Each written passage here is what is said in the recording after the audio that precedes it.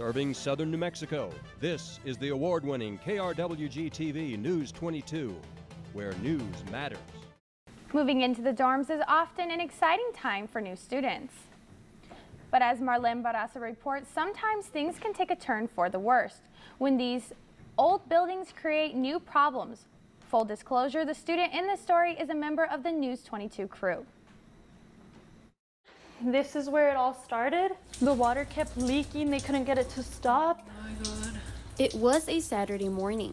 Our sink overflowed that it came all the way here, and everything that was in these drawers where I had all my food had to be thrown away because of all the water that ruined it. We had to get all these chairs and move them back there, and we had to move all our furniture against there because the water reached about here.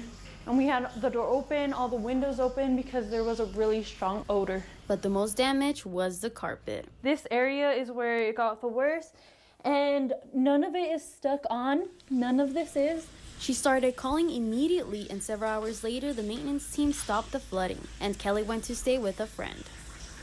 3 days later, she returned to a clean room, but the carpet was still wet and smelly. She went to the housing department. So I said, well, can my carpet get changed? Can I get compensation for all the things that I lost?